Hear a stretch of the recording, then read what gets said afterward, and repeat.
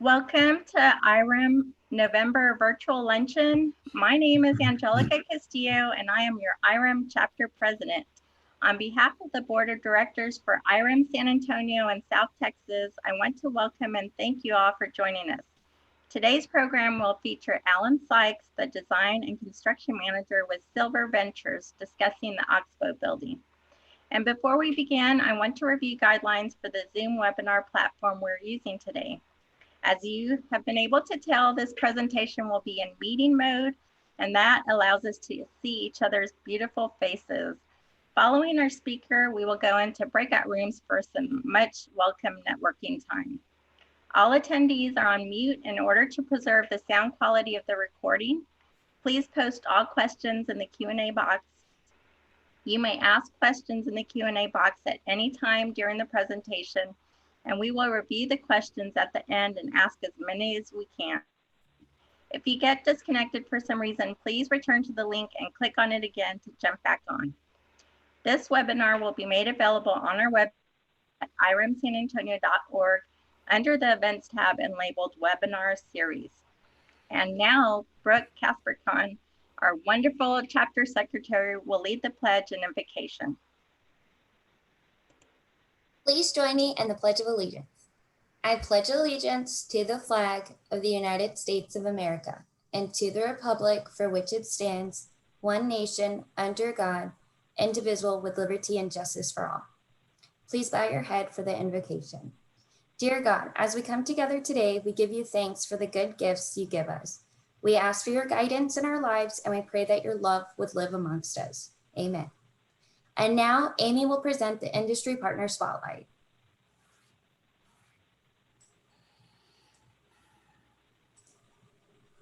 Hi guys, it's one of my great honors to be able to do this each and every month, and hopefully many more soon as we do different educational seminars and that kind of thing. But for today's, it is our industry spotlight is for AT&T. It's Miss Addie Como.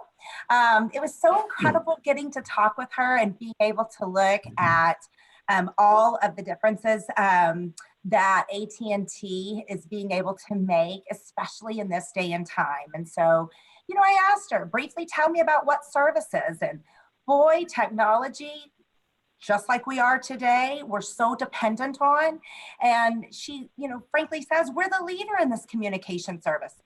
And then went on to talk about voiceover or analog, and then all these, little verbiages I had no clue of, PRIs, SIPs, cloud-based, plans. The bottom line with AT&T, you guys, is that they design tailored solutions for each of our businesses. Can you imagine not having any kind of technology, first of all? And then can you imagine not having technology in today's day and age going what we're going through? But I didn't want to focus just on the technology or just on AT&T. I really wanted to get to know Addie. And so, of course, we asked that question, when you were a kid, what did you want to be when you grew up? And it was just a resounding, as I was young, I always wanted to be a nurse. Then I grew up, went through college, and that's not what I wanted to do, but I knew I wanted to help people. And I thought about her job right now with AT&T and how she has to connect with people and she has to take care of people. And really, you guys, when it comes to internet services or video services, are they not like a lifeline these days? And so it really aligned to, her job today and also what her passion was as a child. I asked her too, what kind of hidden talents do you have? And she said, the queen of multitasking. At least that's what her family says, or all of her business colleagues say. And I thought, yeah, in today's day and age, it's very important. In the technology world, you must be a multitasker. I asked her also, to share some of the best practices that AT&T has done while we've moved through all the current conditions. And there was this resounding thing that we all are going through right now. We've got to wear masks. We've got to be 6 feet apart, so they've really acclimated to really being able to take care of each and every worker as well as their clients. But the one thing that she said was an an adaptation. And that was the virtual meetings. Just like today, we're all doing virtual meetings. That's one of the proudest things that they've been able to get out and do. And just because of the conditions that we're going through today, remember the AT&T of the day where they would hang out on your properties and they would have breakfasts that they would give to all of your tenants. Well, they've adapted and transitioned. Now they're going with a QR code service and they're doing grab and go breakfasts. And so I love the fact that not only do they support us in our endeavors of today, but they too are adapting. And so lastly, I said, share with me anything personal or even professional that was a very positive work, experience through this whole COVID crisis, right? And she said this: as crazy as this time has been, the downtime with my children has been great. We spent so much time prior to COVID running to sports and such. During COVID, we spent lots of time on bikes, riding, playing games, eating dinner outside. And so I'm going to leave you with her last thought that she left me with. And I think it's very powerful and it's something we can all take away. And this is what it is. I think taking a breath to enjoy the people who we work so hard for is one of the many lessons that I will take from this time. So thank you, Addie. Thank you, AT&T. Thank you for being just such an incredible industry partner. And with that, we are moving over to Angelica. Thank you, Amy. And thank you, AT&T. And next, let me see. Okay, great. I thought we had a little glitch there with the screen. So we are happy to welcome Yolanda Flores into an interim position as treasurer. Yolanda has graciously agreed to fill in the treasurer position on the interim, and the board has voted and approved the change. While we are definitely sad that Joanna made the difficult decision to step down as treasurer this year, we certainly understand and we definitely appreciate her dedication to IREM.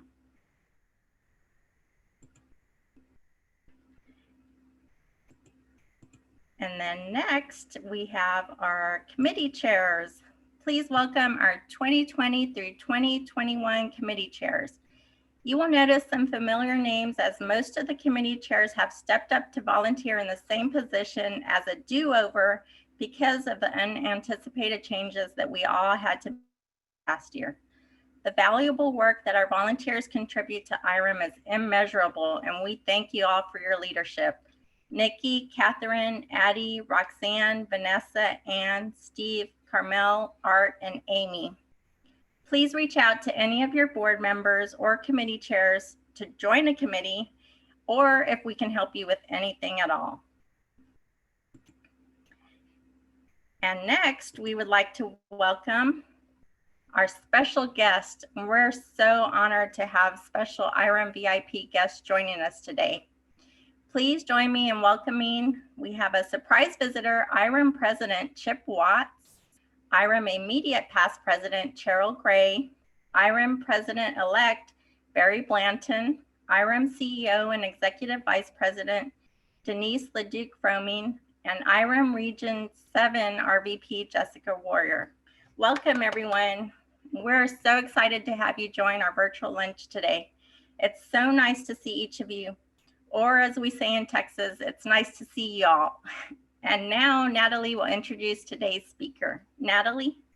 Thanks, Angelica. Yes, I have the extreme pleasure of introducing our speaker, Alan Sykes. Next slide, thank you. All right, so Alan has been involved in the public and private construction industry for over 26 years since he graduated from the University of Michigan with a degree in civil engineering.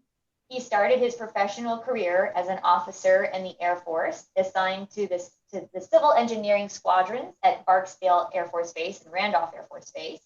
He left the Air Force as a captain and entered the private sector, where he joined G.W. Mitchell, a San Antonio general contractor, in 1999. As a senior project manager, Alan was responsible for over $63 million of diverse construction projects throughout San Antonio and the surrounding regions. In 2005, Alan joined Silver Ventures real estate development team at the former Pearl Brewery, where he has served as their design and construction manager, overseeing the design, construction, and renovation of over 2.5 million square feet of commercial and residential space. Since 2005, Pearl has been completely transformed from an industrial site that was shut down in 2002 to a vibrant urban center with local retail, office, 657 apartments, 22 restaurants, 4 bars, a world-class culinary school, event venues, and Hotel Emma, a 146 boutique hotel rated number 3 in the nation last year. And as my colleague, I couldn't be more proud to introduce Alan because he has the highest level of excellence in everything that he does. And I know it's going to be a fantastic presentation for you all today. Take it away, Alan. All right. Well, thank you for that, Natalie. And thank you all for inviting me to present this, our latest addition to the area around Pearl. We're extremely excited about the project. It's been a long journey to get it to this point, and we're extremely proud of the final product. So what you're seeing here is an overall, I'll give you just an overall view of the project. It's a Class A office building consisting of 2 office towers with ground floor retail restaurant space and a shared garage in between that can hold 936 cars.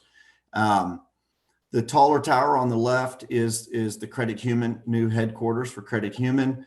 And it has 8 levels of office, and then the ground floor has their financial center and a restaurant space on the west side of the first floor. The 8-story building to the right is the Oxbow building, and that is a multi-tenant office building, 4 levels of office, and the ground level we have restaurant space and retail space. All in, the total rentable square footage is right at 340,000 square feet.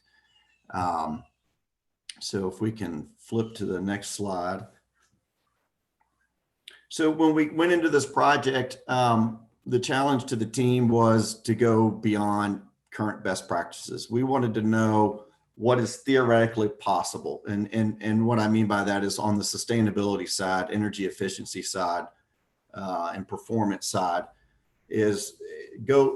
we push them to go beyond just what their current best practices. You know, we have a partner with Credit Human in this endeavor that takes a very long-term look at their buildings. They've been in their current building for, I don't know, 70 years. And so this was not a how quickly they were looking at it, the cost over 40 years. And so when we were looking at solar and geothermal and some of the other systems, that's how they looked at it. They didn't look at just the upfront cost. They wanted to see over time what the enhanced performance would do to the operating cost of the building. It is a LEED Platinum building, or will be once it's fully certified, which is a great accomplishment, but that wasn't the goal. That was a byproduct of what our partner in Credit Human really pushed us to get to. So when we looked at it, we always looked at reducing the demand side first, and then find a way to further gain operating efficiencies and sustainability on the supply side. So if we can go to the next slide. Oh, I'm sorry, I'm looking at the wrong screen. Go back up one, please. Oh, no, you're good there. Sorry, I'm looking at the wrong screen. Okay, go down one more. Thank you. Sorry about that. Okay, so on the energy side, that's where we started. You know, how could we reduce our electrical use in the building? So starting on the demand side, we looked at, well, let's make the building airtight. You know, make the envelope. That's where you lose so much energy efficiency, is through your windows, your building skin, your roof. You know, the 6 sides of the box, if you will. And then we also look, you know, the air conditioning system, mechanical systems are always heavy on the electrical use. So we looked at how do we reduce the demand for the mechanical system. Part of that was, well, let's reduce the demand on the cooling tower. So we We brought in geothermal ground loop. And then there's all the obvious, just use high efficiency infrastructure throughout the building. So once we brought the demand down right there at 1.5 million, and these numbers are all compared to building code, right? So all this is a comparison of if you built a building same size as this, but meeting the code minimums, this is above and beyond that. And then on the supply side, well, photovoltaic was the most obvious answer. And so we'll go to the next slide or click on it one more time. So our total savings, when we reduced the demand and then we brought in alternate supply with the PV system, we have an overall annual savings of right around 2.8 million kilowatt hours or 2.8 megawatt hours. Okay, we'll hit the next one. So the easiest thing to go after is your building envelope. It's not high tech. It's just all about making sure it's done really well. And we partnered with Joris Construction. They did a phenomenal job making sure the building was as tight as it possibly could. And it all comes down to quality control. And, having that tight envelope will really help extend and increase your building's resilience to the ever-changing climate that we're in. And so, there are standards out there for blower door tests, which is basically a test to pressurize your building and check to see if you have any air leaks, right? So IECC has a standard of 0.4 cubic feet per minute per square foot of your envelope. Army Corps is a little tighter. Our partner in Credit Human, they said, well, then let's shoot for 0.1. So it's an extremely aggressive goal. We did a test chamber early in the project and we met it. And so now the full-blown test is occurring next month. And so we're very optimistic that we'll be able to pull off that air tightness. Okay, next slide. So the next big piece to reduce your demand is put in a very high efficient mechanical system. We selected the Mitsubishi water-cooled VRF system. And we anticipate an annual savings by using that of 1.5 million kilowatt hours. One of the great advantages of it is your condensing units are operating independent of your outside temperature. The units are sitting in the building. And they have these variable speed compressors. So they're using the energy that they need at any moment versus an all on or all off situation. But the heat recovery is a pretty phenomenal aspect of it. We can take the heat that we're extracting from areas and reuse it in the building for either reheating another area or using it for our hot water heaters. So basically, as we're trying to cool a space down and keep the people cool, we take that heat that's been extracted from the space and use it to go heat up the hot water for sinks, and take that heat, use it elsewhere in the building before we put it in the ground loop or before it goes to the cooling tower. So you take off that heat load before you try to cool down the circulating water system. And then for the outside air unit, the DOAS, we used a Swagon DOAS units, which are extremely efficient compared to some of the other equipment we had originally thought about using. Next slide. So the geothermal is pretty amazing. Again, very low tech, right? We're taking advantage of the Earth's constant temperature. And we installed 150 wells underneath the basement, and they're about 320 feet deep.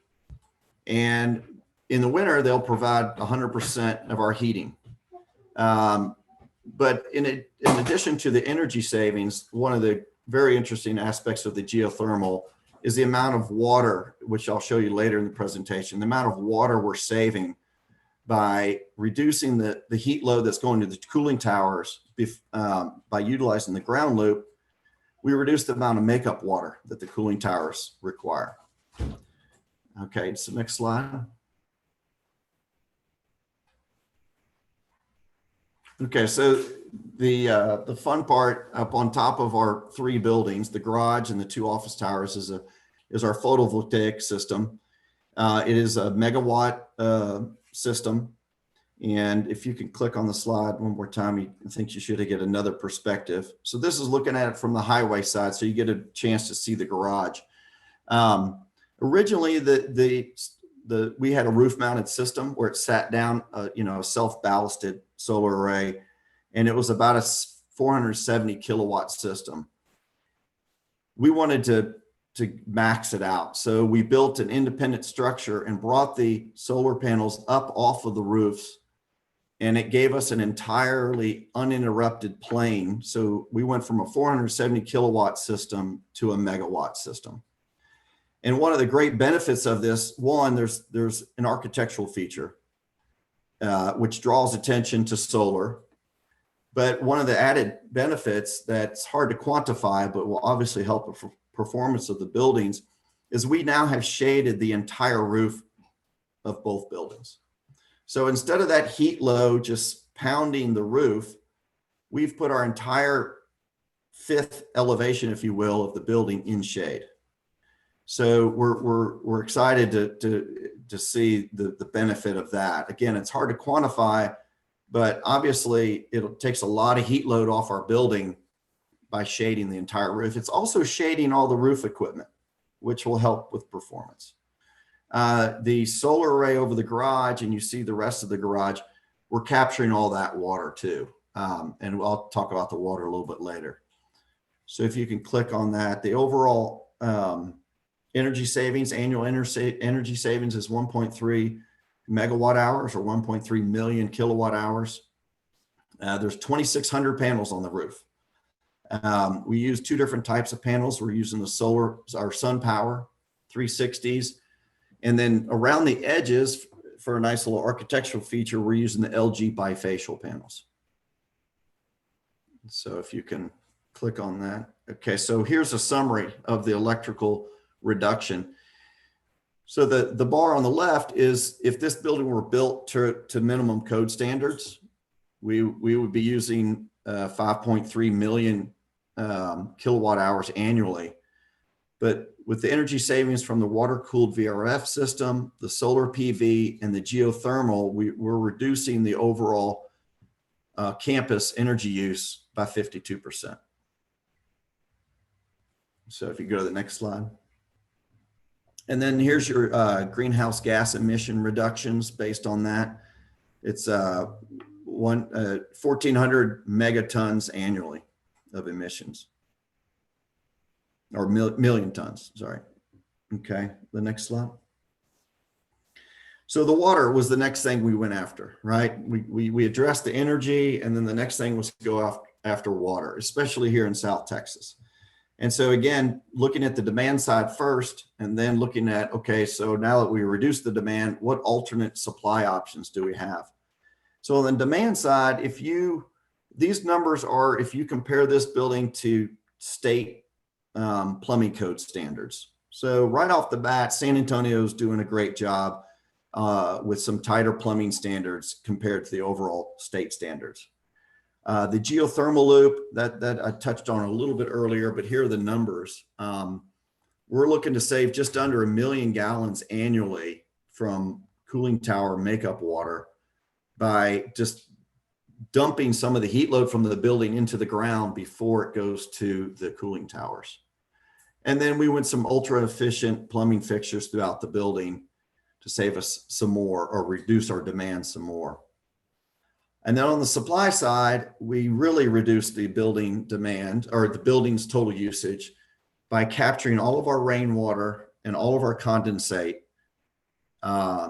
and reusing it to flush all the toilets and to irrigate the plants and to provide supply makeup water for the cooling towers. And so when there's not enough water from rain and condensate, we augment that system with the San Antonio recycled water. And so if you click on the slide once more. overall total water savings, potable water savings, is 4.7 million gallons annually. Okay, let's go to the next slide. So here's a graph that kind of shows month by month our demand versus available rain and condensate. And so we're at anticipating 7 of the 12 months we will have enough rain and condensate collection to meet the demand, the non-potable demand of the building, the toilets, urinals, and irrigation and cooling tower makeup. Obviously, in our hotter months when we have less rain, we will be augmenting with the recycled water. So we've studied this very closely. The CEO of Credit Human has a 50-year rain analysis by the hour, and so we're feeling pretty good about our actual total potable water use reduction. Let me go to the next slide. So this is really a busy slide, but what I wanted to illustrate, this is the one-line diagram for the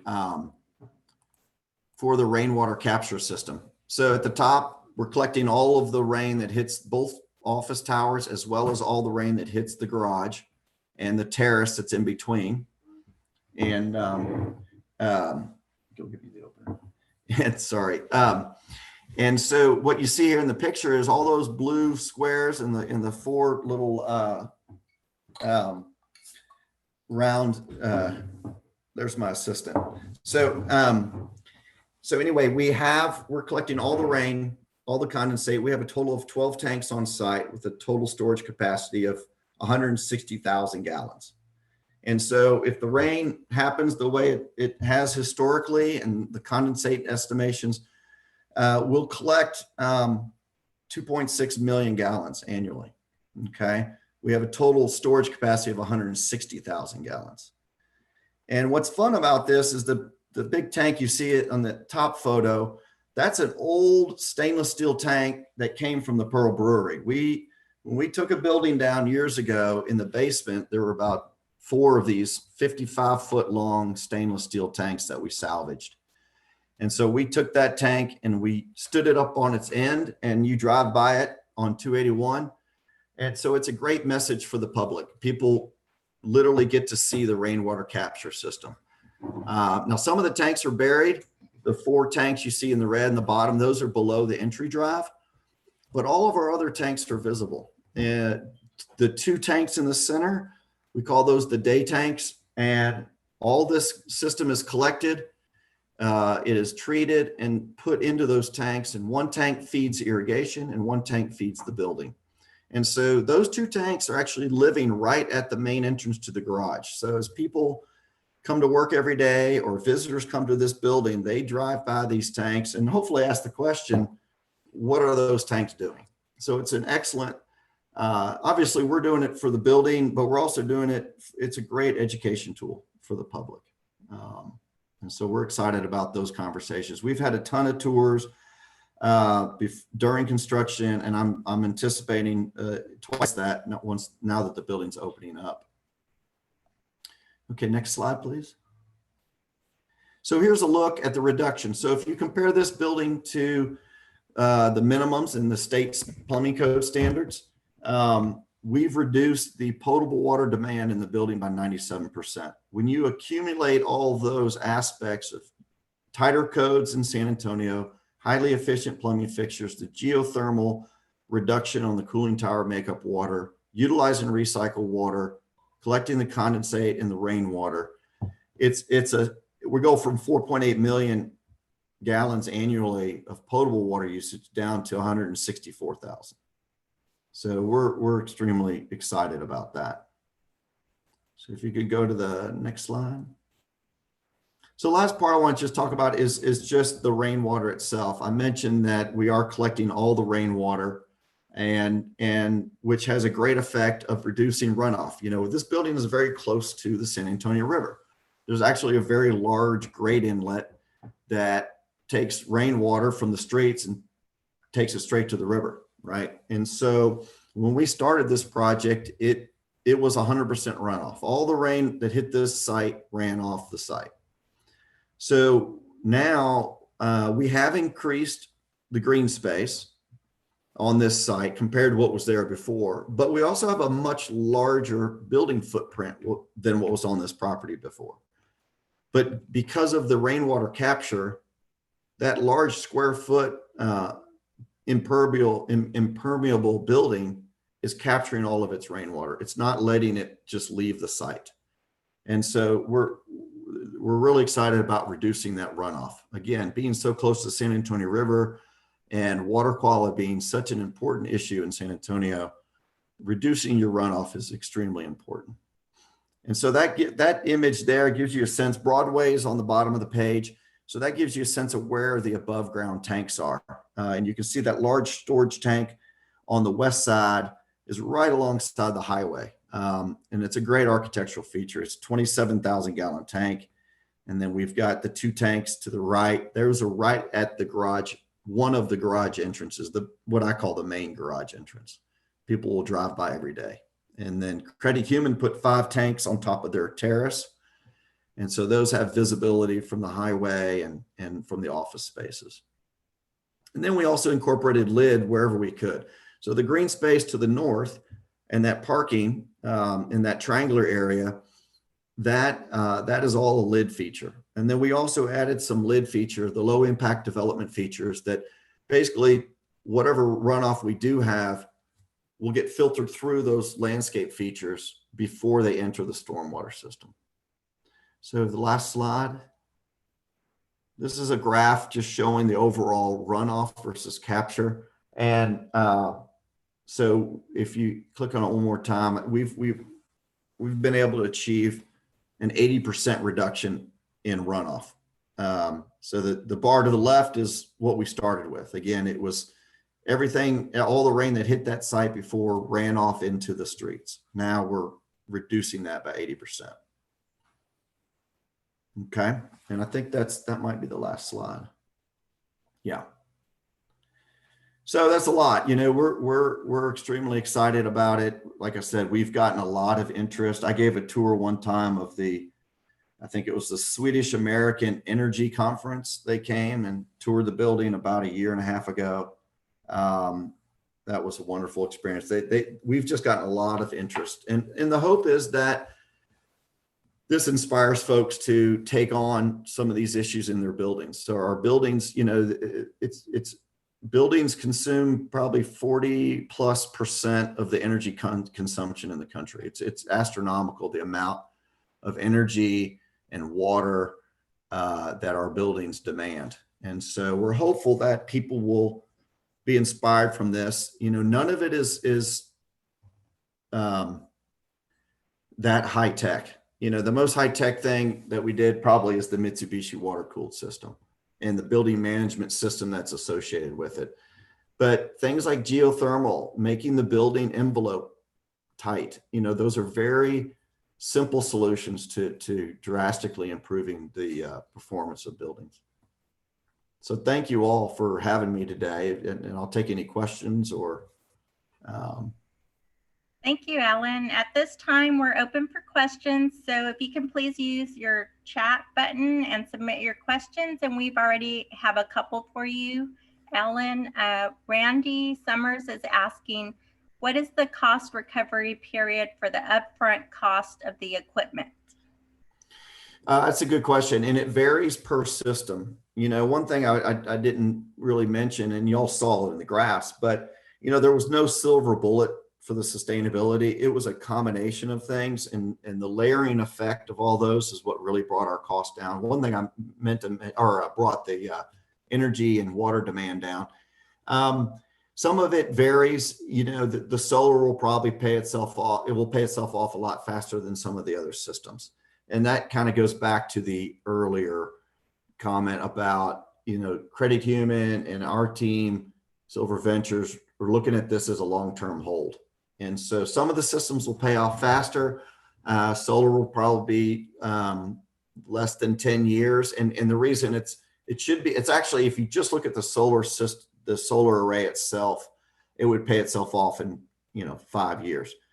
but we had a lot of expense to elevate it. And so that the steel structure, if you layer that into the equation, it pushes the solar payback beyond what it typically would be. Geothermal is hard to say. I don't have those exact numbers. Some of the payback on some of these is 20 plus years, you know, but it's a long-term hold, and that's fine, you know, because the operating costs will pay off, you know. We have a question from Cheryl Gray. Have you had any interest from other local developers? Yeah, we you know, the development community is pretty tight, and we've talked to quite a few people who are interested in it. You know, Jefferson State Bank has broken ground across the street from us, and I think they're considering solar. I'm not 100% sure. It seemed like it showed up in their renderings, but yeah, we've got a lot of inquiries. A lot of people are interested to see how it's working. What'll be really great to see is we get a year under our belt, 2 years under our belt with the fully, you know, the building's not fully occupied yet. So our numbers aren't real yet. And so it's going to be really interesting because we're metering the heck out of everything, which is something I didn't really talk about in this is, and we learned this at Pearl, you know, you put these systems in, but you got to pay attention to them. Even down to the low impact development features. You've got to maintain them so they do what they're supposed to do for the long haul. And so one way to do that is through very close monitoring. We're monitoring, measuring, metering just about everything in the building. So we always know where things are and how they're doing. And so if something's not performing, we get after it sooner than later. So you don't lose a bunch of savings because something got turned off or something's not quite performing at its top. So yes, we've gotten a lot of questions from other folks, and it's been a lot of fun to share it. That's great. And Ariana Michelle is asking who owns the buildings and who owns the land?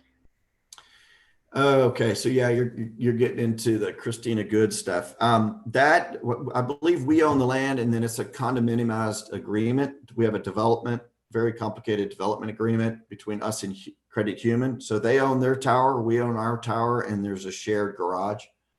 But I believe we still own the land. Okay, and then we have a question from Melissa Chamrad. Did the reduction in runoff impact any site or surrounding area drainage designs? It impacted our drainage design within our property. So for example, that North Park area, we looked at the grades and to make sure that all the water turned inward instead of just going over the sidewalk, over the curb. So it influenced what we did within our property. It didn't change outside the curb line.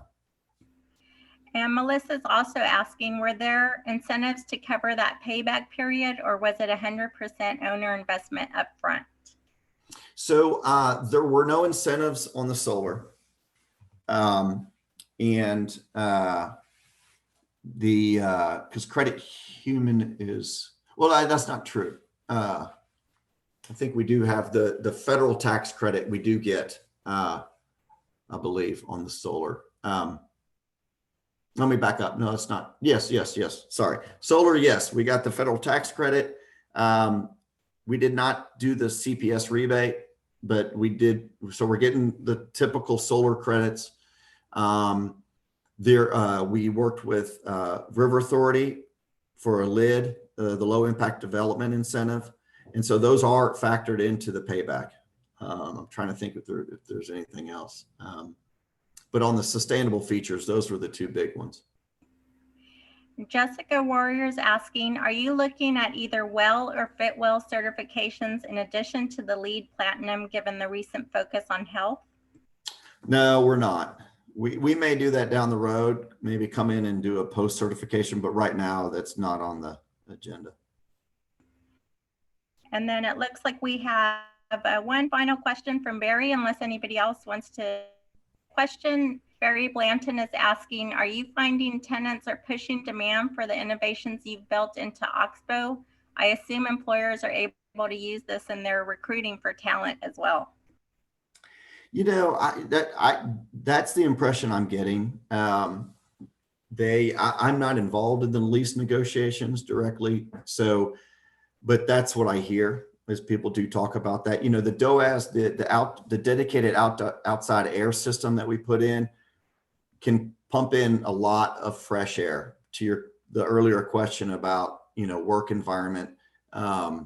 So we have a lot of control on the outside air, humidity, and the comfort level. And so, but I've heard rumors, people do ask about, how sustainable is the building, but I couldn't speak directly to any increased interest in the building directly related to that. Okay, and it looks like Ariana Michelle is saying, how can we get a tour? So I think that we will forward that question over to our programs committee and see if we can schedule a tour for IREM members next year. So thank you again to our honorable speaker, Alan Sykes, for your time today and for educating us on the inspiring sustainable project right here in our community. The thoughtfulness that went into the project shines through. And I know that I am personally thinking about how I can apply some of this into my own properties. So thank you, Alan. Well, thank you all for having me. Thank you.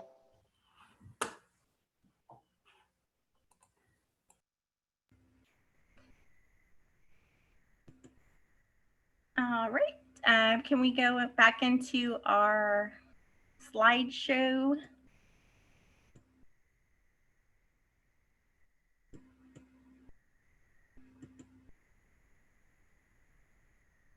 We have a fun little reminder in our slideshow about our virtual fundraising event. And so our next slide is a throwback to the event. You can see everybody is having such a fun time. It was nice to see each other and communicate, talk to one another. So thank you again to all the IREM members and industry partners who attended the event. And now let's catch up with each other on our break rooms.